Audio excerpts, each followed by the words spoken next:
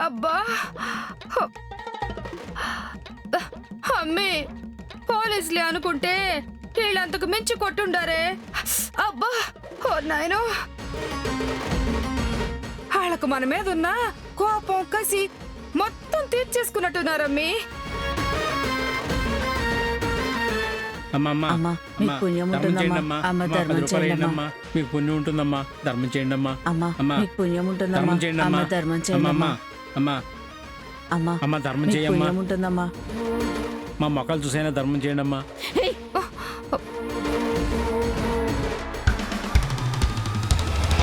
Driver కారాపు.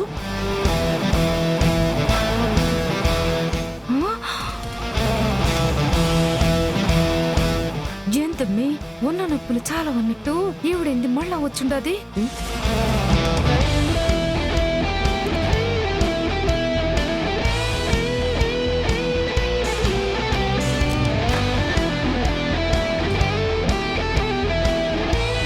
అమ్మా అమ్మా ధర్మం చేయమ్మా. ధర్మం చేయండి అమ్మా.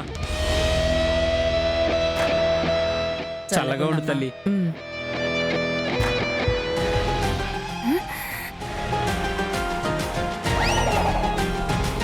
అరే రే రే రే, మీరా?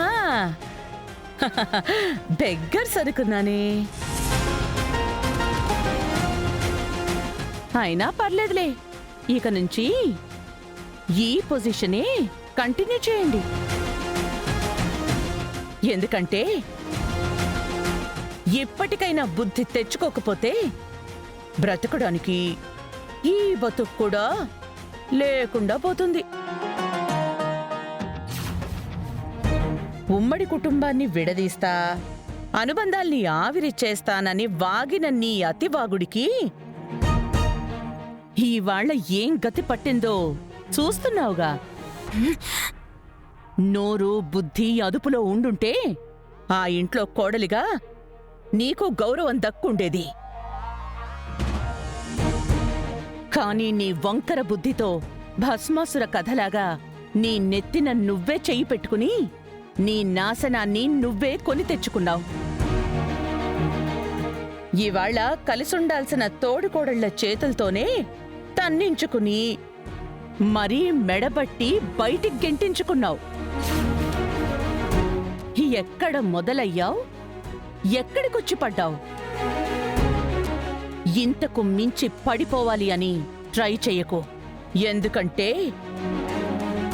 నెక్స్ట్ ఇంకా ఏమీ లేదు.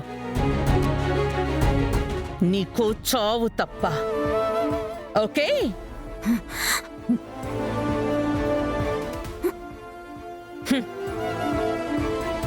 ఇలా కంటిన్యూ చెయ్యి. బ్రతకడానికి 4 డబ్బులైనా దొరుకుతాయి.